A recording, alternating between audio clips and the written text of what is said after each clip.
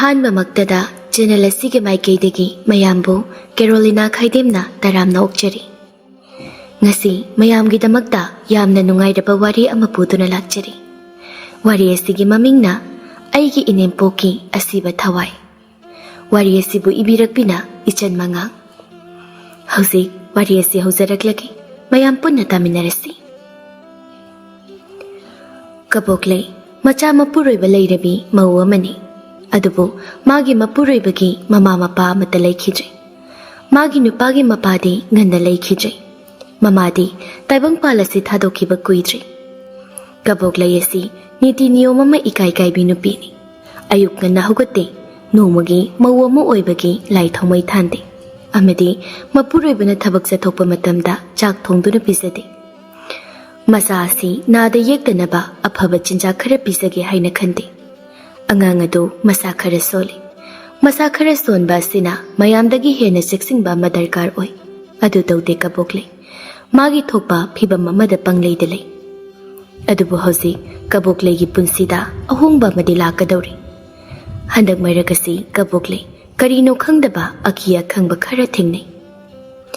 ꯃꯥꯅ ꯃꯥꯒꯤ ꯃꯄꯨꯔꯣꯏꯕꯗ ꯋꯥꯔꯤ ꯁꯥꯕ ꯃꯇꯝꯗ ꯃꯥ ꯈꯛꯇ ꯅꯠꯇꯦ ꯑꯗꯨꯝꯅ ꯇꯧꯔꯝꯃꯤꯕ ꯑꯁꯤ ꯃꯥꯒꯤ ꯅꯨꯄꯥꯁꯨ ꯀꯕꯣꯛꯂꯩꯅ ꯊꯦꯡꯅꯔꯤꯕ ꯑꯗꯨꯒꯨꯝ ꯊꯦꯡꯅꯗꯨꯅ ꯂꯩꯔꯝꯃꯤ꯫ ꯃꯣꯏ ꯃꯄꯥ, ꯑꯗꯨꯕꯨ ꯀꯃꯥꯏꯅ ꯇꯧꯕꯅꯣ? ꯉꯜꯂꯤꯉꯩꯁꯤꯗ ꯑꯃꯥꯏꯕꯤꯔ ꯑꯃꯥꯏꯕꯔ ꯑꯃ ꯀꯧꯔꯒ ꯌꯦꯡꯍꯧꯕꯅ ꯐꯗꯣꯏꯔꯣ? ꯑꯁ, ꯑꯩꯁꯨꯅꯦ ꯍꯥꯟꯅꯗꯤ ꯋꯥꯈꯜꯅꯔ ꯍꯥꯏꯗꯨꯅ ꯈꯜꯂꯝꯕꯅꯤ꯫ ꯁꯨꯝ ꯍꯦꯟꯖꯜꯂꯛꯄ ꯑꯁꯤꯗꯗꯤ ꯑꯩꯁꯨ ꯀꯤꯕ ꯑꯃ ꯌꯥꯎꯔꯤꯃꯤ꯫ ꯑꯌꯨꯛ ꯅꯨꯡꯊꯤꯜ ꯑꯣꯏꯔꯁꯨ ꯌꯨꯝ ꯑꯁꯤꯗ ꯏꯊꯟꯇ ꯂꯩꯕꯗ ꯑꯩꯁꯨ ꯀꯤꯔꯦꯕ꯫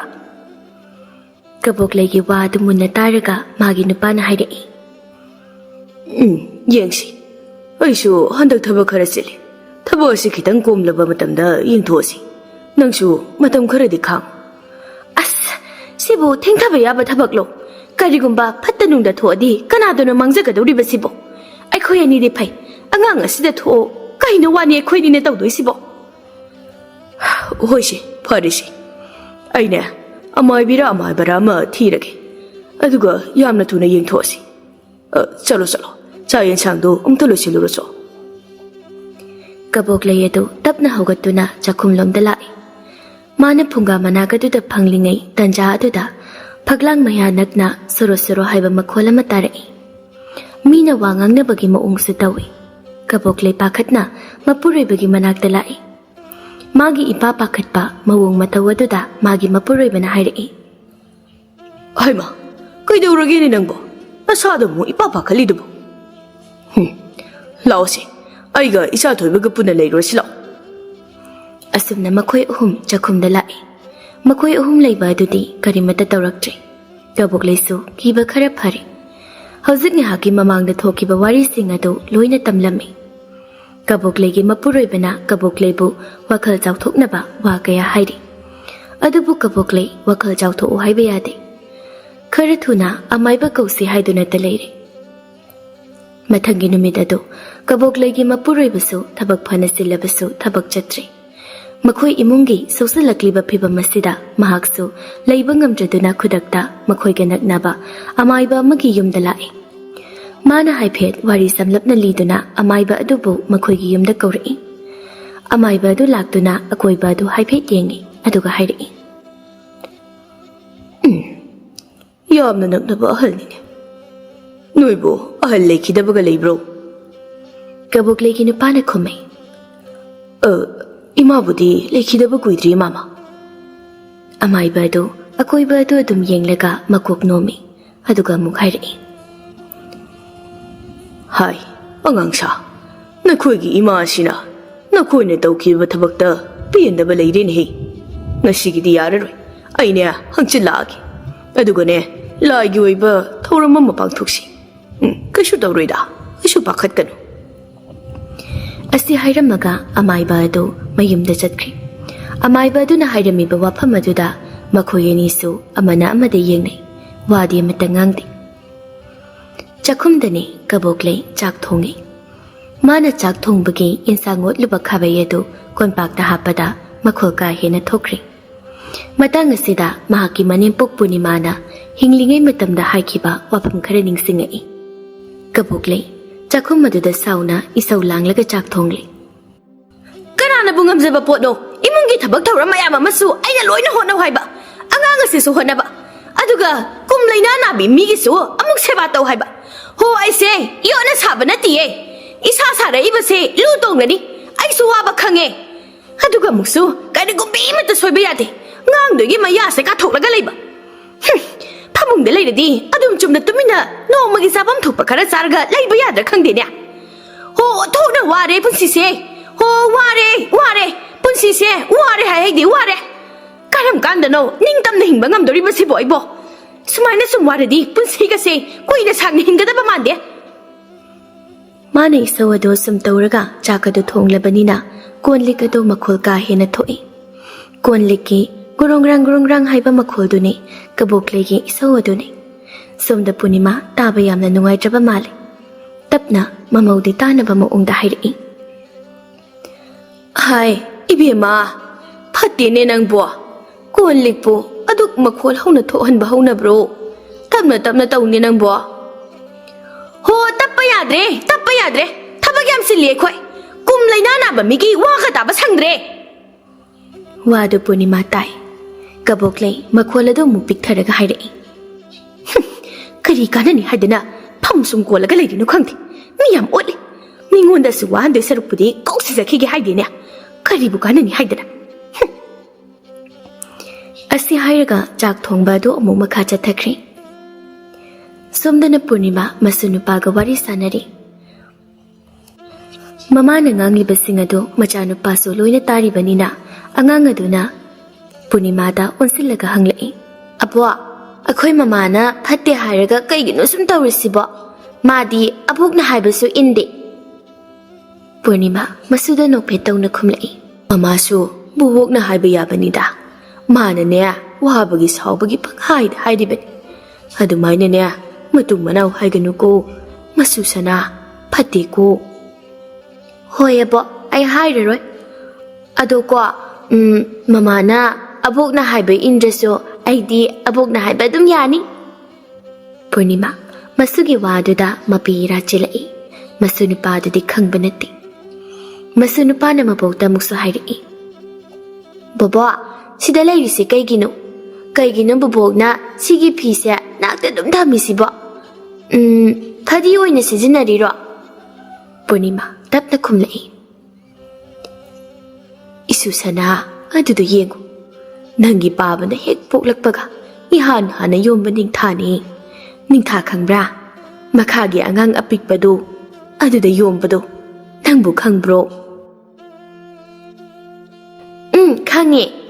a sigi phise babana angang oirikan yom lairo bobo nangi babagi ihan hanba ningthani ado yamna maru oi abo adudi aigisu imana thamjilamgadra punima ngahak tumina yengi aduga hairei thamjilamgani ye isugisu mamana soidana thamjilamgani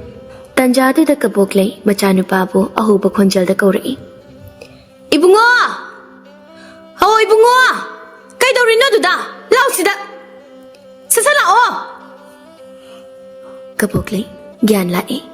chakhum da phamlamba do mage mapuroi bana masada pairaga kaurakpa da ikhang na hairei kaino kaidorage mage nupa dasu ingak na hairei kaidorage nangbo chakhum da manglaga leirisibo kaubu sudadi sak loirabra hangbani ne angang si chak lame hayowine loire lusila age asi hairaga yensang thangatliba do mullabra haidani yengnana bohotnai aduga hairei angang kaubiro o chak sa thokna ba tawrisi aisu chak thirage hoi asi hairaga thokri kaboklei soramatang sangna honthai aduga ngahak tumina phame ngaki matung chak thiraga makhoisu chakado jaminai chak chaba loiraba tungda makhoi punna pothana ba haiduna changnakle mama macha dudi waraba male koka monga tainabaga adum tum thakre adubo kaboklegi nupa dudi tumba yadri ngasai amai baduna hairamba wafam aduna mahak ngakta phawba tumge haiba yadri magi mama bu mamita sum uduna leire mabu pha ningduna magi mama na haikiba matamda ꯃꯥꯅ ꯊꯋꯥ ꯁꯥꯗꯕ ꯃꯇꯧ ꯑꯃ ꯎꯠꯂꯒ ꯇꯧꯈꯤꯕ ꯃꯑꯣꯡ ꯃꯌꯥꯝ ꯑꯗꯨ ꯍꯧꯖꯤꯛꯇ ꯅꯤꯡꯁꯤꯡꯂꯛꯂꯦ꯫ ꯑꯌꯨꯛꯀꯤ ꯃꯇꯝꯅꯤ, ꯈꯔꯗꯤ ꯊꯦꯡꯉꯤ꯫ ꯀꯕꯣꯛꯂꯩ ꯍꯧꯒꯠꯇ꯭ꯔꯤ, ꯃꯤꯀꯞ ꯐꯥꯎꯕ ꯊꯣꯛꯇꯅ ꯇꯨꯝꯃꯤ꯫ ꯑꯗꯨꯕꯨ ꯄꯨꯔꯅꯤꯃꯥꯗꯤ ꯃꯤꯀꯞ ꯊꯣꯛꯏ, ꯍꯧꯒꯠꯄ ꯉꯝꯗꯕ ꯑꯗꯨ ꯈꯛꯇꯅꯤ꯫ ꯄꯨꯔꯅꯤꯃꯥꯒꯤ ꯃꯆꯥꯅꯨꯄꯥ ꯑꯗꯨ ꯊꯕꯛ ꯆꯠꯅꯅꯕ ꯁꯦꯝ ꯁꯥꯔꯛꯏ꯫ ꯃꯍꯥꯛꯅ ꯊꯕꯛ ꯆꯠꯀꯗꯕꯒꯤ ꯃꯑꯣꯡ ꯇꯧꯕ ꯑꯗꯨꯗ ꯃꯃꯥꯅ ꯍꯥꯏꯔꯛꯏ, "ꯏꯕꯨꯡꯉꯣ, ꯅꯪꯕꯨ ꯊꯕꯛ ꯆꯠꯂꯗꯧꯕ꯭ꯔꯣ?" ꯃꯆꯥꯅꯨꯄꯥ ꯑꯗꯨꯅ ꯌꯥꯝ ꯇꯦꯟꯅ ꯈꯨꯝꯂꯛꯏ, "ꯑꯧ." ꯄꯨꯔꯅꯤꯃꯥ ꯑꯃꯨꯛ ꯍꯥꯏꯔꯛꯏ, "ꯃꯧꯁꯤ ꯍꯧꯖꯤꯛ ꯐꯥꯎꯕ ꯍꯧꯒꯠꯇ꯭ꯔꯤꯕ?" "ꯑꯧ." "ꯊꯕꯛ ꯆꯠꯊꯣꯛꯄ ꯑꯁꯤꯗ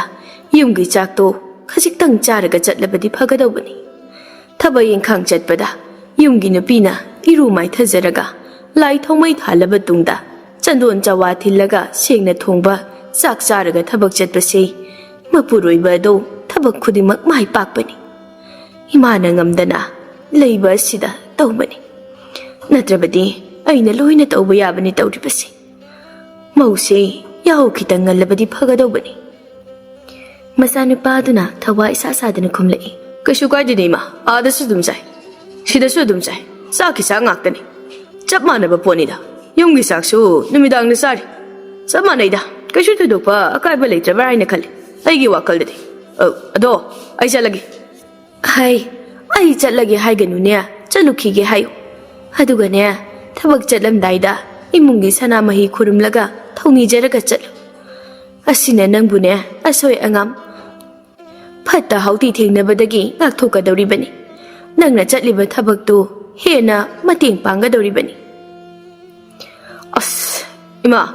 ꯊꯕꯛ ꯑꯗꯨꯝ ꯆꯠꯂꯤ, ꯅꯣꯡꯃꯇ ꯀꯩꯁꯨ ꯊꯦꯡꯅꯗꯦ꯫ ꯑꯩ ꯈꯛꯇ ꯅꯠꯇꯦ ꯂꯝꯕꯤꯗ ꯆꯠꯂꯤꯁꯤ, ꯃꯤꯁꯨ ꯃꯌꯥꯝ ꯑꯃ ꯆꯠꯂꯤ꯫ ꯑꯗꯨꯝꯕ ꯑꯩꯉꯣꯟꯗ ꯍꯛꯊꯦꯡꯅꯅ ꯊꯦꯡꯅꯅꯤ ꯍꯥꯏꯕꯁꯨ ꯂꯩꯇꯦ꯫ ꯊꯕꯛ ꯍꯥꯏꯔ ꯃꯥꯏ ꯑꯗꯨꯝ ꯄꯥꯛꯏ, ꯂꯥꯏ ꯈꯨꯔꯨꯝꯃꯁꯨ ꯈꯨꯔꯨꯝꯗ꯭ꯔꯁꯨ ꯃꯥꯏ ꯑꯗꯨꯝ ꯄꯥꯛꯏ꯫ ꯑꯗꯨꯅ ꯈꯨꯔꯨꯝꯗ꯭ꯔꯁꯨ ꯌꯥꯏꯗ, ꯑꯁꯤꯅ ꯍꯦꯟꯅ ꯑꯩꯉꯣꯟꯗ ꯃꯇꯝ ꯃꯥꯡꯅꯕꯅꯤ꯫ ꯑꯁ, ꯏꯃꯥꯅ ꯋꯥꯊꯤ ꯋꯥꯔꯦꯝ ꯇꯧꯗꯅ ꯑꯩꯉꯣꯟꯗ ꯃꯇꯝ ꯃꯥꯡꯍꯟ ꯂꯩꯔꯦ꯫ ꯑꯩ ꯆꯠꯂꯒꯦ ꯏꯃꯥ." "ꯉꯥꯏꯈꯣꯅꯦ ꯅꯪꯕꯣ, ꯏꯃꯥ ꯃꯅꯝ ꯅꯝꯕꯤꯈꯤꯒꯦꯅꯦ." ꯃꯃꯥꯅ ꯍꯥꯏꯔꯤꯕ ꯋꯥ ꯑꯗꯨ ꯁꯨꯡꯇꯥ ꯇꯥꯗꯅ ꯃꯥꯒꯤ ꯃꯇꯝ ꯊꯦꯡꯍꯜꯂꯤ ꯍꯥꯏꯕꯒꯤ ꯃꯇꯥꯒꯨꯝ ꯌꯥꯝꯅ ꯁꯥꯎꯅ ꯏꯃꯨꯡꯗꯒꯤ ꯊꯣꯛꯈ꯭ꯔꯦ꯫ ꯃꯃꯥꯅ ꯍꯥꯏꯈꯤꯕ ꯋꯥꯁꯤꯡ ꯑꯗꯨ ꯅꯤꯡꯁꯤꯡ ꯉꯔꯥꯡ ꯑꯍꯤꯡ ꯑꯁꯤ ꯇꯨꯝꯊꯈ꯭ꯔꯕ ꯃꯥꯜꯂꯦ꯫ ꯃꯥꯅ ꯃꯤꯀꯞ ꯊꯣꯔꯛꯄꯗ ꯃꯥꯒꯤ ꯅꯨꯄꯤ ꯀꯕꯣꯛꯂꯩ ꯀꯥ ꯑꯗꯨ ꯋꯥꯏꯔꯝ ꯁꯤꯠꯂꯒ ꯂꯩꯔꯝꯃꯤ꯫ ꯀꯥ ꯍꯦꯟꯅ ꯉꯟꯕ ꯑꯣꯏꯗ꯭ꯔꯤ ꯃꯇꯝꯗꯣ꯫ ꯍꯥꯟꯅꯒꯨꯝꯅ ꯃꯥꯁꯨ ꯂꯣꯏꯁꯤꯜꯂꯒ ꯃꯥꯒꯤ ꯆꯠꯐꯝ ꯊꯣꯛꯄ ꯊꯕꯛ ꯆꯠꯈ꯭ꯔꯦ꯫ ꯑꯗꯨꯕꯨ ꯃꯈꯣꯏ ꯑꯅꯤꯃꯛ ꯃꯁꯥ ꯃꯁꯥꯅ ꯇꯧꯔꯤꯕ ꯊꯕꯛ ꯑꯗꯨꯗ ꯀꯅꯥ ꯑꯃꯠꯇ ꯄꯨꯛꯅꯤꯡ ꯆꯪꯗ꯭ꯔꯦ꯫ ꯀꯕꯣꯛꯂꯩ ꯆꯥꯛ ꯆꯥꯕ ꯂꯣꯏꯔꯕ ꯃꯇꯨꯡꯗ ꯉꯥꯏꯍꯥꯛ ꯄꯣꯊꯥꯒꯦ ꯍꯥꯏꯗꯨꯅ ꯃꯥꯡꯒꯣꯜ ꯑꯗꯨꯗ ꯉꯥꯏꯍꯥꯛ ꯐꯝꯕ ꯇꯟꯖꯥ ꯑꯗꯨꯅꯤ꯫ ꯑꯁꯨꯝ ꯌꯦꯡꯕꯗ ꯁꯨꯃꯥꯡꯗ ꯂꯩꯔꯤꯕ ꯏꯀꯪ ꯀꯪꯁꯤꯜꯂꯕ ꯇꯨꯜꯁꯤ ꯄꯥꯝꯕꯤ ꯑꯗꯨꯗ ꯎꯔꯨꯔꯦ꯫ ꯑꯍꯤꯡꯕ ꯃꯅꯥ ꯑꯃꯠꯇ ꯌꯥꯎꯗꯦ, ꯄꯥꯝꯕꯤ ꯑꯗꯨ ꯂꯣꯏꯅ ꯍꯦꯛ ꯀꯪꯏ꯫ ꯑꯗꯨꯕꯨ ꯇꯨꯕꯗꯤ ꯇꯧꯗꯦ, ꯀꯪꯂꯕꯁꯨ ꯆꯞ ꯌꯨꯡꯅ ꯃꯥꯒꯤ ꯍꯧꯕ ꯉꯝꯕꯒꯤ ꯄꯥꯡꯒꯜ ꯄꯨꯊꯣꯛꯇꯨꯅ ꯍꯧꯔꯤ꯫ ꯀꯕꯣꯛꯂꯩ ꯃꯗꯨ ꯎꯔꯒ ꯃꯥꯒꯤ ꯃꯅꯦꯝꯄꯣꯛꯅ ꯍꯥꯏꯔꯝꯕ ꯋꯥꯐꯝ ꯈꯔ ꯑꯃꯨꯛ ꯅꯤꯡꯁꯤꯡꯂꯛꯏ꯫ ꯃꯥꯒꯤ ꯃꯅꯦꯝꯄꯣꯛꯅ ꯇꯨꯜꯁꯤꯕꯣꯡꯗ ꯑꯌꯨꯛꯀꯤ ꯅꯨꯃꯤꯗꯥꯡꯒꯤ ꯂꯥꯏ ꯊꯥꯎꯃꯩ ꯊꯥꯟꯕ ꯑꯁꯤ ꯌꯥꯝꯅ ꯄꯥꯝꯖꯕꯅꯤ꯫ ꯃꯇꯝ ꯑꯗꯨꯗ ꯃꯍꯥꯛꯅ ꯃꯥꯒꯤ ꯃꯅꯦꯝꯄꯣꯛꯇ ꯏꯟꯊꯤ ꯅꯨꯡꯉꯥꯏꯅ ꯉꯥꯡꯈꯤꯗꯕ ꯃꯌꯥꯝ ꯑꯗꯨ ꯍꯧꯖꯤꯛ ꯉꯁꯤ ꯈꯛꯇꯗ ꯅꯤꯡꯁꯤꯡꯂꯛꯂꯦ꯫ ꯄꯨꯔꯅꯤꯃꯥꯗꯤ ꯃꯆꯥꯅꯨꯄꯥꯗ ꯃꯥꯅ ꯍꯥꯏꯈꯤꯕ ꯋꯥ ꯑꯗꯨ ꯇꯥꯕꯣꯏ ꯇꯥꯗꯕꯣꯏ ꯊꯧꯁꯥꯗꯅ ꯆꯠꯈꯤꯕ ꯑꯗꯨꯗ ꯃꯁꯥꯒ ꯁꯣꯟꯕꯒ ꯋꯥꯈꯜ ꯑꯗꯨ ꯅꯨꯡꯉꯥꯏꯇꯅ ꯂꯩꯍꯧꯕꯅꯤ꯫ ꯉꯥꯡꯅꯔꯤꯕ ꯑꯗꯨ ꯀꯕꯣꯛꯂꯩ ꯃꯃꯤꯠ ꯎꯏꯁꯤꯜꯂꯒ ꯇꯥꯏ꯫ ꯃꯅꯦꯝꯗꯣ ꯉꯥꯏꯍꯥꯛ ꯇꯨꯃꯤꯟꯅ ꯂꯩꯈꯤ, ꯀꯞꯁꯨ ꯀꯞꯈꯤꯕꯅꯤ꯫ ꯉꯥꯏꯍꯥꯛꯀꯤ ꯃꯇꯨꯡ ꯃꯈꯣꯜ ꯈꯔ ꯀꯟꯂꯞ ꯃꯥꯒꯤ ꯃꯃꯧꯕꯨ ꯍꯧꯗꯣꯛꯂꯛꯏ꯫ "ꯏꯕꯦꯝꯃ, ꯏꯕꯦꯝꯃ,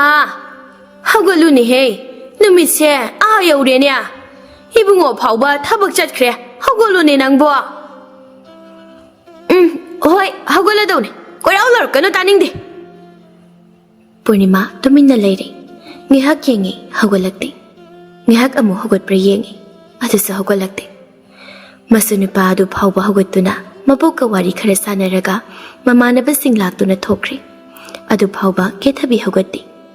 ꯃꯥꯅ ꯍꯧꯒꯠꯃꯟꯗꯕ ꯑꯗꯨꯗ ꯄꯨꯔꯅꯤꯃꯥ ꯑꯃꯨꯛ ꯍꯟꯅ ꯀꯧꯔꯛꯏ꯫ "ꯏꯕꯦꯝꯃ, ꯏꯕꯦꯝꯃ, ꯅꯪꯕꯨ ꯊꯦꯡꯉꯦ ꯋꯥꯅꯤ, ꯑꯉꯥꯡ ꯑꯁꯤ ꯐꯥꯎꯕ ꯁꯥꯟꯅꯕ ꯊꯣꯛꯈ꯭ꯔꯦꯅꯦ, ꯍꯧꯒꯠꯂꯨꯅꯦ ꯅꯪꯕꯣ." ꯀꯕꯣꯛꯂꯩ ꯈꯨꯝꯗꯦ꯫ ꯄꯨꯔꯅꯤꯃꯥꯁꯨ ꯍꯟꯖꯤꯟꯅ ꯀꯧꯔꯛꯏ꯫ "ꯏꯕꯦꯝꯃ, Oibi mau, hagolo ne nangbo.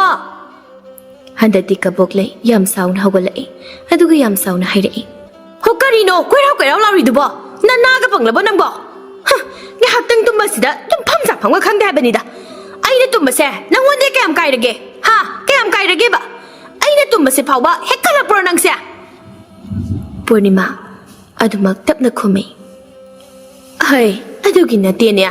matamse khara thenge haibani ne nangbo Hoi thenge kai dokse haibano ha thenge kai dokse haibano ba thengzila di tumma yadabro thengzila di tumma yade kai naga haiba leibrai ba kaigino nangna mina ga hak tumbada koirau lauri dubo Ibema thengna hawgaladi sa soidana sokani ne adugi mathakta nangsi yummamagi mau oiribani ne nangbo yummamagi mau oiraga kaidorage mau oiradi tumma ga yadabra ba ha mau oiba khudimak tumma da sumaina sum tawradi kamana tawdoino Isa sokpa dudine sokning kai soksasano Aikhoi ni sa so asu aikhoi kana amata da kumlai na raga yecharoye aduna aikhoi gi haksang asigi wadi kari mata khanbirugano nasa hana phana na badum hona khuo nasa na phamungda nonga badagi numita ba phawba adum tummaga le aduga nangna ingonda amuk isa phana na bagasu taksaba sari Ibema saukhinu ne nangbo yummamagi mau haibase yamna lubani adugi sumathakta aigidi imawani subassu nate yumgi mawama oirabadi ayuk ngana hauba lamtu loisinba irumai thajaba lai thomai thanba asiguma mawong matau khita saudana mase lai ningba khakta natana aigi imungi imagi amade aigi icha ipuroibana tawruba thabakta mai pakadawribani ne aduga yumgi nupana thabak chathokpa matamda yumgi chak khajiktang oirabasu charaga chatpa haunai ne aduna nang yaho kitangal imasu migi mamangda koirau launabado ikai ne nangbo Purnima gi wa adu tarira tajira Kaboklei magi thokpa mada dum khumlai nangna phamungda leisilaga aina topa thabak bayam ama tawrisi udrabani na pangangda ngangi bani ne nang aisune thabak wabagi pothariba khangabra yamna ngamlagana nangoina hogalaga lai thamoido thalodana nate ngangba khaktang oina tawridubu kariginoba aise wa nganglasu wa ngang thiek thaibiba ngangna naba maramdi loina dum sinba aingonda ne panghaida hairakano aisune yumasida leiribase yamna wana leiribazani ko aina kokhe chatkhadi imungse iranga choba mathokani se asi hairika Kaboklei adu ngangla thokri Tanjaduda masu nupado mabuki manakta changlai Purnima di mapita na kaplamli masu nupado na mabuki mapi adu daithoklaga hanglai Abwa kaigi kapino si kapkanu si ai nungaite ba abok na kapado ai su kapninge ba si abwa kapkano ba si Purnima kapado thingsinkre aduga mane hek paiba ningthado masu nupada piraga hairai Susana se abo ki uposida amukta hapchilo Hoy abo Kaboklei magi nupana kaurakpa du da Kaboklei gyan lai magi nupadu ngasidi thabak yamna nganna halaklei Kaboklei tapna magi nupada hanglai kaidawrage ngasidi yamna nganna halaina kaidawba yawrage thabaka mu lebabro Tasena thabakatu da pukning changba ngamdaba du da halakpani adubu masu losilaga hairai Kashu dawdeda ai ngasidi nganna hange haidana ai dum halaklabani Asi hairaga sora asangba ma yamna tapna honthai Kaboklei su wa ngangde magi nupado ngihak tumina leiraga hairai Kaboklei handak maraksi imadu yamna ningsingi Imana haibu wa amata aina fazana takidre aishu hojikta yamna ningamlaktre imado adum kaplamgani ai thawai si yamna nuwaite Kaboklei ai imabo yamna ningsingi Kaboklei su ngihak tumina leiraga hairai aisu handakse ima yamna ningsingi ngihak tumina leinai adugi matung Kaboklei na hairai Imado ꯑꯩꯅ ꯃꯇꯝ ꯆꯨꯞꯄꯗ ꯐꯖꯕ ꯋꯥꯍꯩ ꯍꯥꯏꯈꯤꯗꯕꯅꯤ꯫ ꯃꯍꯥꯛ ꯑꯩꯕꯨ ꯌꯥꯝꯅꯁꯨ ꯋꯥꯔꯧꯔꯝꯒꯅꯤ꯫ ꯑꯩꯉꯣꯟꯗ ꯅꯣꯡꯃꯇ ꯐꯠꯇꯕ ꯋꯥꯁꯨ ꯍꯥꯏꯈꯤꯗꯦ꯫ ꯑꯩ ꯈꯛꯇꯅ ꯐꯠꯇꯕ ꯋꯥꯈꯜ ꯁꯥꯒꯠꯇꯨꯅ ꯑꯩ ꯈꯛꯇꯅ ꯐꯠꯇꯕ ꯋꯥꯈꯜ ꯑꯗꯨ ꯈꯟꯈꯤꯕꯅꯤ꯫ ꯄꯨꯟꯁꯤꯁꯦ ꯀꯩꯅꯣ ꯈꯪꯗꯦꯗ, ꯄꯦꯟꯗꯕ ꯅꯤꯡꯉꯝꯗꯕ ꯃꯌꯥꯝꯁꯤꯅ ꯏꯁꯥꯁꯦ ꯂꯣꯏꯅ ꯍꯦꯛ ꯊꯨꯝꯈꯠꯂꯦ꯫ ꯃꯥꯒꯤ ꯋꯥ ꯑꯗꯨꯗ ꯃꯥꯒꯤ ꯅꯨꯄꯥꯅ ꯊꯦꯝꯖꯤꯜꯂꯛꯏ꯫ ꯍꯣꯏꯁꯦ, ꯀꯩꯁꯨ ꯈꯟꯒꯅꯨꯁꯦ, ꯍꯧꯈ꯭ꯔꯗꯤ ꯍꯧꯈ꯭ꯔꯦꯗꯅ, ꯍꯧꯈꯤꯕꯕꯨ ꯑꯩꯈꯣꯏꯅ ꯁꯦꯝꯗꯣꯛꯄ ꯌꯥꯔꯨꯕꯁꯨ ꯅꯠꯇꯦꯁꯦ꯫ ꯂꯥꯛꯑꯣ ꯆꯪꯉꯁꯤ, ꯍꯣꯔꯦꯟ ꯅꯨꯃꯤꯗꯥꯡꯒꯤ ꯌꯦꯟꯁꯥꯡ ꯑꯣꯏꯅ ꯏꯪꯈꯣꯜꯗ ꯆꯪꯂꯒ ꯍꯦꯛꯎꯁꯤ, ꯏꯃꯨꯡꯗ ꯆꯪꯂꯒ ꯄꯣꯂꯥꯡ ꯑꯃ ꯄꯨꯊꯣꯔꯛꯁꯨ꯫ ꯀꯕꯣꯛꯂꯩ ꯑꯗꯨ ꯇꯞꯅ ꯍꯧꯒꯠꯂꯒ ꯊꯣꯛꯈ꯭ꯔꯦ, ꯑꯗꯨꯒ ꯄꯣꯂꯥꯡ ꯑꯃ ꯄꯨꯔꯛꯑꯒ ꯏꯪꯈꯣꯜꯗꯒꯤ ꯌꯦꯟꯁꯥꯡ ꯅꯥꯄꯤ ꯈꯔ ꯍꯦꯛꯏ꯫ ꯉꯁꯤꯒꯤ ꯆꯥꯛ ꯉꯟꯇꯥ ꯊꯣꯡꯗꯨꯅ ꯃꯈꯣꯏ ꯄꯨꯟꯅ ꯆꯥꯔꯒ ꯉꯁꯤ ꯅꯣꯡꯃꯒꯤ ꯑꯃꯨꯛ ꯄꯣꯊꯥꯅꯈ꯭ꯔꯦ꯫ ꯃꯊꯪꯒꯤ ꯅꯨꯃꯤꯠ ꯑꯗꯨꯗ ꯑꯃꯥꯏꯕ ꯑꯗꯨꯅ ꯂꯥꯏ ꯈꯔ ꯈꯨꯔꯨꯝꯃꯤ꯫ ꯀꯕꯣꯛꯂꯩ ꯃꯥꯅ ꯇꯧꯔꯨꯕ ꯑꯃꯗꯤ ꯄꯨꯔꯅꯤꯃꯥꯒꯤ ꯃꯆꯥꯅꯨꯄꯥꯅ ꯇꯧꯔꯨꯕ ꯐꯠꯇꯕꯁꯤꯡ ꯑꯗꯨ ꯑꯃꯥꯏꯕ ꯑꯗꯨꯅ ꯂꯣꯏꯅ ꯍꯥꯏꯔꯛꯏ꯫ ꯑꯇꯩꯒꯤ ꯅꯠꯇꯦ, ꯄꯨꯔꯅꯤꯃꯥꯒꯤ ꯊꯋꯥꯏꯅ ꯃꯥꯒꯤ ꯄꯦꯟꯗꯕ ꯅꯨꯡꯉꯥꯏꯇꯕ ꯄꯨꯝꯕ ꯃꯉꯣꯟꯗ ꯋꯥꯀꯠꯂꯛꯄꯅꯤ꯫ ꯑꯃꯥꯏꯕ ꯑꯗꯨꯅ ꯃꯆꯥ ꯃꯃꯧꯗ ꯍꯪꯍꯟꯕꯅꯤ꯫ ꯑꯃꯥꯏꯕ ꯑꯗꯨꯅ ꯃꯆꯥ ꯃꯃꯧꯗ ꯈꯪꯍꯟꯕꯅꯤ꯫ ꯃꯈꯣꯏꯁꯨ ꯃꯁꯥꯅ ꯃꯁꯥꯒꯤ ꯃꯔꯥꯜ ꯈꯪꯂꯗꯨꯅ ꯇꯨꯃꯤꯟꯅ ꯂꯩ꯫ ꯉꯥꯏꯍꯥꯛ ꯑꯗꯨꯝꯅ ꯄꯥꯎꯖꯦꯜ ꯄꯤꯔꯝꯂꯒ ꯑꯃꯥꯏꯕ ꯑꯗꯨ ꯇꯨꯃꯤꯟꯅ ꯂꯩ꯫ ꯄꯨꯔꯅꯤꯃꯥꯒꯤ ꯊꯋꯥꯏꯅ ꯆꯠꯈꯤꯕꯒꯅꯤ꯫ ꯉꯥꯏꯍꯥꯛ ꯇꯨꯃꯤꯟꯅ ꯂꯩꯔꯕ ꯃꯇꯨꯡꯗ ꯑꯃꯥꯏꯕ ꯑꯗꯨꯅ ꯍꯥꯏꯔꯛꯏ꯫ ꯅꯈꯣꯏ ꯒ꯭ꯌꯥꯟ ꯇꯥꯔꯦꯀꯣ, ꯌꯨꯝꯒꯤ ꯑꯣꯏꯅ ꯁꯅꯥꯃꯍꯤ ꯑꯁꯤꯅ ꯑꯀꯥꯏꯕ ꯂꯥꯛꯄꯅ ꯌꯨꯝ ꯑꯗꯨ ꯈꯛ ꯅꯨꯡꯉꯥꯏꯕ ꯍꯧꯅꯗꯦ꯫ ꯅꯣꯏꯅ ꯃꯃꯥꯡꯊꯛꯇ ꯀꯌా ꯑꯃ ꯁꯣꯏꯈ꯭ꯔꯦ꯫ ꯐꯔꯦ, ꯃꯗꯨ ꯈꯪꯗꯕꯒꯤꯅꯤ, ꯑꯗꯨꯅ ꯑꯗꯨ ꯑꯣꯏꯔꯦ꯫ ꯑꯗꯨꯕꯨ ꯃꯇꯨꯡ ꯇꯥꯔꯛꯄꯗꯗꯤ ꯅꯈꯣꯏ ꯁꯣꯏꯗꯅꯕ ꯍꯣꯠꯅꯧꯀꯣ꯫ ꯅꯈꯣꯏꯗ ꯑꯩꯅ ꯀꯥ ꯍꯦꯟꯅ ꯍꯥꯏꯕꯒꯤ ꯃꯊꯧ ꯇꯥꯗꯦ, ꯅꯈꯣꯏ ꯅꯁꯥꯅ ꯒ꯭ꯌꯥꯟ ꯇꯥꯔꯕ ꯃꯤ ꯉꯥꯛꯇꯅꯤ꯫ ꯄꯨꯔꯅꯤꯃꯥꯒꯤ ꯃꯆꯥꯅꯨꯄꯥ ꯑꯗꯨꯅ ꯅꯣꯂꯨꯛꯅ ꯍꯪꯉꯤ꯫ ꯑꯩꯈꯣꯏ ꯈꯪꯖꯔꯦ ꯃꯥꯃꯥ꯫ ꯑꯃꯥꯏꯕ ꯑꯗꯨ ꯃꯃꯤꯠ ꯉꯥꯏꯍꯥꯛ ꯎꯏꯁꯤꯟꯗꯨꯅ ꯉꯥꯏꯍꯥꯛ ꯌꯦꯡꯉꯤ, ꯑꯗꯨꯒ ꯍꯥꯏꯔꯛꯏ꯫ ꯐꯔꯦ, ꯑꯗꯨꯗꯤ ꯁꯤꯒꯤ ꯃꯇꯨꯡ ꯃꯈꯥ ꯇꯥꯅ ꯊꯧ ꯑꯃꯈꯛ ꯄꯨꯝꯅꯃꯛ ꯂꯣꯏꯁꯤꯟꯕ ꯑꯣꯏꯅ ꯇꯧꯈꯤꯁꯤ꯫ ꯑꯁꯤꯅ ꯂꯣꯏꯔꯦ, ꯊꯕꯛ ꯑꯁꯤꯅ ꯑꯔꯣꯏꯕ ꯑꯣꯏꯒꯅꯤ꯫ ꯅꯈꯣꯏ ꯅꯁꯥꯅ ꯅꯁꯥꯕꯨ ꯁꯦꯝꯗꯣꯛꯆꯧ꯫ ꯑꯩꯅ ꯍꯟꯖꯤꯟ ꯍꯟꯖꯤꯟꯅ ꯍꯥꯏꯔꯤꯕ ꯋꯥꯁꯤ ꯃꯔꯨꯑꯣꯏꯕ ꯋꯥ ꯑꯣꯏꯕꯒꯤꯅꯤ꯫ ꯅꯣꯏ ꯒ꯭ꯌꯥꯟ ꯈꯔ ꯈꯔ ꯇꯥꯎꯀꯣ꯫ ꯏꯃꯥ ꯄꯥꯕꯅ ꯍꯥꯏꯕ ꯑꯁꯤꯗꯒꯤ ꯍꯦꯟꯕ ꯀꯔꯤꯁꯨ ꯂꯩꯇꯕꯅꯤ꯫ ꯌꯦꯟꯁꯥꯡ ꯑꯍꯥꯎꯕ ꯑꯃ ꯊꯣꯡꯉꯕꯗꯣ ꯍꯌꯦꯡꯁꯨ ꯊꯣꯡꯂꯒ ꯆꯥꯕ ꯌꯥꯏ, ꯍꯪꯆꯤꯠꯁꯨ ꯆꯥꯕ ꯌꯥꯏ꯫ ꯐꯖꯕ ꯃꯐꯝ ꯑꯃ ꯌꯦꯡꯂꯨꯕꯗ ꯍꯌꯦꯡꯁꯨ ꯌꯦꯡꯕ ꯌꯥꯏ, ꯍꯪꯆꯤꯠ ꯌꯦꯡꯕꯁꯨ ꯌꯥꯏ, ꯃꯇꯝ ꯀꯨꯏꯅ ꯂꯩꯔꯒ ꯌꯦꯡꯉꯕꯁꯨ ꯌꯥꯏ꯫ ꯑꯗꯨꯕꯨ ꯑꯩꯈꯣꯏꯕꯨ ꯄꯣꯛꯄ, ꯑꯩꯈꯣꯏꯕꯨ ꯇꯥꯏꯕꯪꯄꯥꯜ ꯑꯁꯤꯒꯤ ꯑꯄꯤꯛꯄꯗꯒꯤ ꯍꯧꯔꯒ ꯑꯆꯧꯕ ꯄꯨꯝꯅꯃꯛꯄꯨ ꯈꯪꯍꯟꯕꯤꯕ ꯏꯃꯥ ꯕꯕꯥ ꯑꯁꯤꯗꯤ ꯑꯩꯈꯣꯏꯅ ꯍꯤꯡꯂꯤꯕ ꯃꯌꯥꯝ ꯈꯨꯗꯤꯡꯒ ꯂꯩꯃꯤꯟꯅꯒꯦ ꯍꯥꯏꯕ ꯌꯥꯔꯣꯏ꯫ ꯅꯪꯒꯤ ꯄꯨꯟꯁꯤ ꯇꯪꯈꯥꯏ ꯐꯥꯅ ꯐꯥꯎꯕ ꯂꯩꯃꯤꯟꯅꯕ ꯐꯪꯂꯣꯏꯗꯧꯔꯤꯕꯅꯤ꯫ ꯃꯈꯣꯏꯗꯤ ꯅꯪꯅ ꯐꯅ ꯊꯤꯗꯨꯅꯁꯨ ꯑꯅꯤꯁꯨꯅ ꯐꯪꯒꯦ ꯍꯥꯏꯕꯁꯨ ꯐꯪꯉꯣꯏ ꯀꯣꯏꯆꯥ ꯁꯥ꯫ ꯁꯅꯥ ꯂꯨꯄꯥ ꯁꯦꯟ ꯊꯨꯝ ꯃꯌꯥꯝ ꯑꯃ ꯄꯤꯔꯕꯁꯨ ꯑꯩꯒꯤ ꯏꯃꯥ ꯑꯅꯤ ꯁꯨꯍꯟꯒꯦ ꯍꯥꯏꯕ ꯌꯥꯗꯕꯅꯤꯀꯣ꯫ ꯑꯁꯤ ꯍꯥꯏꯔꯒ ꯑꯃꯥꯏꯕ ꯑꯗꯨꯅ ꯑꯀꯛꯅꯕ ꯃꯇꯝ ꯑꯃ ꯄꯤꯔꯝꯂꯒ ꯃꯍꯥꯛ ꯆꯠꯈ꯭ꯔꯦ꯫ ꯀꯕꯣꯛꯂꯩ ꯃꯥꯅ ꯃꯅꯦꯝꯗ ꯇꯧꯔꯨꯕ ꯉꯥꯡꯂꯨꯕ ꯃꯌꯥꯝ ꯑꯗꯨ ꯒ꯭ꯌꯥꯟ ꯇꯥꯔꯛꯂꯤ꯫ ꯃꯍꯥꯛ ꯍꯧꯖꯤꯛ ꯅꯤꯡꯉꯝꯗꯕꯅ ꯄꯤꯛ ꯊꯜꯂꯛꯂꯤ꯫ ꯄꯨꯔꯅꯤꯃꯥꯒꯤ ꯃꯆꯥꯅꯨꯄꯥꯁꯨ ꯃꯉꯥꯏ꯫ ꯄꯨꯔꯅꯤꯃꯥꯅ ꯃꯆꯥ ꯃꯊꯟꯇ ꯌꯥꯎꯕꯅꯤ ꯍꯥꯏꯗꯨꯅ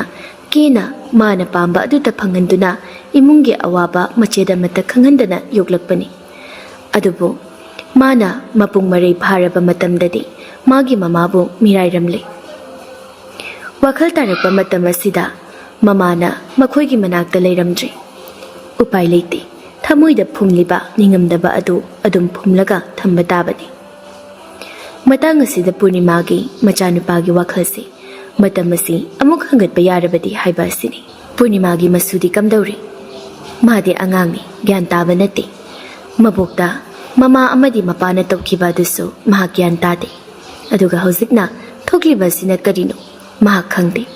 ꯃꯍꯥꯛꯀꯤ ꯍꯥꯏꯕꯕꯨ ꯃꯕꯣꯛꯅ ꯃꯥꯕꯨ ꯂꯨꯅ ꯇꯧꯕꯤꯔꯝꯃꯤ, ꯑꯁꯤ ꯈꯛꯇꯅꯤ ꯃꯥꯅ ꯈꯪꯕ ꯍꯥꯏꯕꯕꯨ꯫ ꯑꯃꯥꯏꯕ ꯑꯗꯨꯅ ꯍꯥꯏꯕ ꯅꯨꯃꯤꯠ ꯑꯗꯨ ꯌꯧꯗ꯭ꯔꯤꯉꯩꯗ ꯃꯈꯣꯏ ꯑꯅꯤꯃꯛ ꯃꯃꯥꯅ ꯄꯥꯝꯂꯝꯕ ꯊꯕꯛ ꯇꯧꯕ ꯍꯧꯏ꯫ ꯀꯕꯣꯛꯂꯩ ꯃꯅꯦꯝꯅ ꯄꯥꯝꯂꯝꯕ ꯗꯨꯛ ꯊꯥꯎꯃꯩ ꯊꯥꯟꯕ ꯍꯧꯏ꯫ ꯏꯃꯨꯡꯒꯤ ꯃꯧ ꯑꯃ ꯑꯣꯏꯕꯒꯤ ꯇꯧꯐꯝ ꯊꯣꯛꯄ ꯊꯕꯛ ꯃꯌꯥꯝ ꯑꯃ ꯇꯧꯏ꯫ ꯀꯕꯣꯛꯂꯩ ꯃꯄꯨꯔꯣꯏꯕ ꯃꯆꯥꯒꯤ ꯅꯣꯡꯃꯒꯤ ꯆꯥꯛ ꯃꯇꯝ ꯆꯥꯅ ꯊꯣꯡꯏ꯫ ꯃꯆꯥꯅꯨꯄꯥꯅ ꯃꯃꯥꯗ ꯍꯧꯒꯠꯂꯨ ꯍꯥꯏꯅ ꯅꯨꯡꯇꯤꯒꯤ ꯍꯧꯗꯣꯛꯂꯝꯕꯗꯨꯁꯨ ꯍꯧꯖꯤꯛꯇꯤ ꯃꯆꯥꯅꯨꯄꯥꯅ ꯇꯨꯝꯂꯤꯉꯩ Mamana haugatuna thabak inkhang loisili. Masa masa phananaba sak insang matam chana pisai. Purnimagi masasi thabak chatpa matamda chak chadana satpagi mamana ngangbada tasinada chatkiba hojikti maha chak chare. Magi nupinasu mapuroibana chak chaba nangnanaba haiduna chak thongduna thiraga thamme. Makhoi loina gyan tana ingna chikna leiraba matam asida makhoibu sendok-lamba matam chuppada makhoibu phanabada pautak piduna leiramba makhoibu achumba lambi asida chumtholakpa punsida amuk khaktagi hena phangge ngamdraba makhoigi mama adudi nungaina ingna chikna gyan tana leiba se ubada pukning pelami adubu lapna yengba natana makhoiga punna harau nungaina leiba phangdri matamna halau haiba yadaba sina isor mahakna miyoiba aikhoida tambiba yamna mamal leiba paraduni asumna amaiba duna haibagi matung inna thau tawraga punimagi thawai tanthokpa numida du yaurakli amaiba du laktuna thau tawbada changba potlam cheram kaya puthokduna thau tawnanaba sem sari anakpada kaboklei magi machanupa amadi mapuroibaga punna lai khurumbagi asingba phirol setlaga khuru khuda kunduna makok hairap nonthaiduna lei amaiba aduna makokta kuki tesilaga potlam chairam haplabak kyangkok adugi manakta ningkhang phamlaga makhut khuning aduna khuru da sauraga khupagadu ahumlak phoi aduga masinda tapna kari kari no sonduna ngahak tumina lei makhoi ahumsu makogadu dumak nonthaduna lei amaiba aduna ngahaki matungda isin solaba taren pumphai aduna leiriba ahum amadi akoiba adu haiphet khiktoi aduga hanagi phibamda leikri adugi matung phana kuina tumina lei masinda tapna lairon khara solambadagi makhol thokna hona hairei Purnima lau nangi pienda ba apamba aningbu pumba nasana mauda khangalola adugi matung nangna pamliba podadu aina piragi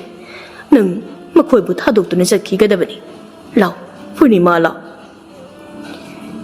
amaiba adu amuk ngahak tumina lei makhoi su hanagumna duwak lei ngahaki matung amaiba adu mamit tapna pangthoklei aduga nokphet tawna mangdi yenglei Purnimagi thawai adu leirami Purnimagi thawai adu uriba asi amaiba adu khaktani makhoi ahumdi uba nate amaiba adu na hairei angangsa nakhoigi ima Purnima lai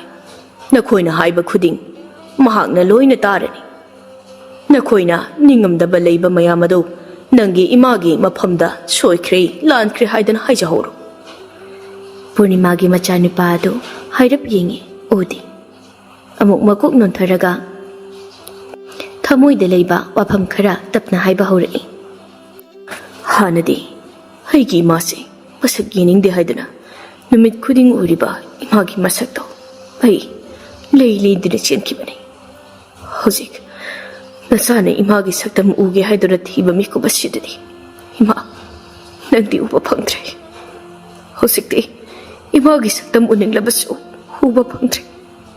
imagi khonjal amuk hana taniklabasu thaba phangtre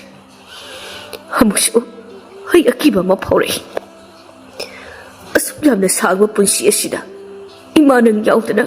ai karamna chatkani khanbada ima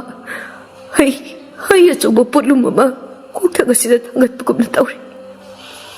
aina hana imada yamna soikre paptagi su hena sathiba chirak phanglagadaba thabak thoram kaya ama aina imagi mafamda tawkre soikiba singado khanglakpa matamdadi senoknabagi tanjasu leiramtre aduna imagi mafamda nachana lale haiba wahai sinatana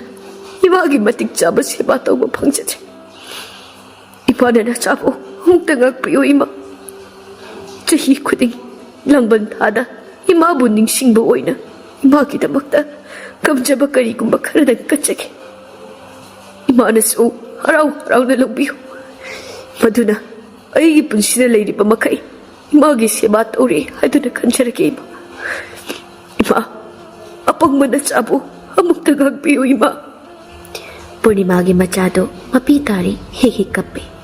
Purnimasu machagi wahai sing aduda thamoi petharei mapi tapna tarei wadi ngangde Matang asida mahak amuk hana sor honing ba phawi. Adubu pai leitana masabu nungsini yegi. Kabok leisu tara iba mapi ado tabna taithotlaga makok adumak nontharaga hairai. Ima, namong na imagi maphamda soikiba kaya lairabasu. Namongbu apangbini khanbiduna amukta ngakpiramo ima. Imada aina hairoidaba tauroidaba kaya taukri. Ima, namongbu amukta ngakpiyo. Ngakpiyo haiba wahay sinatana ay ipamnagi wahay amata too haiba yadri. Mahindaba lising na mayrathok na haksangsu kaya't pambasaklakli. Namongbu amukta ngakpiramo ima.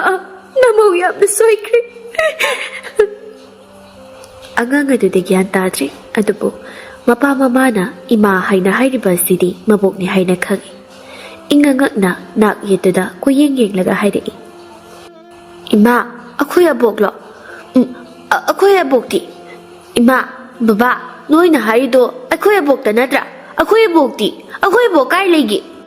Purnima, mamawgi matawduna ganugsibani masunupana abok haina kauba ado matam kuirabagi tungda taba sida mahak mapidu khamjinduna thamba sungum gamji.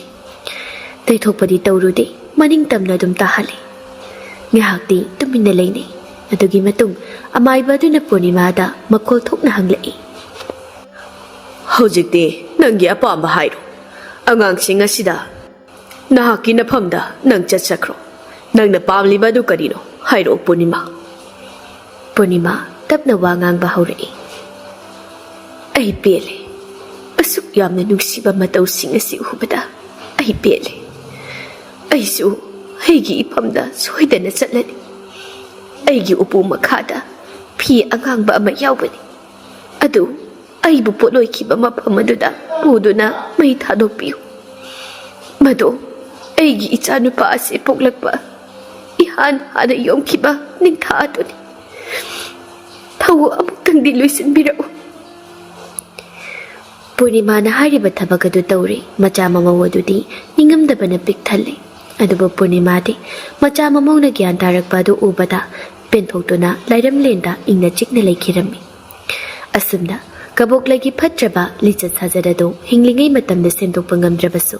magi manengpok Purnimana siraba matamda mamaw amadi machanupabu gyan tahanduna semdokki. Masa mamawna nungaina lehurabada Purnimasu mamon nokna lairam lenda chatki. Aduga kabok lai amadi mapuroiba harau nungaina pankirami.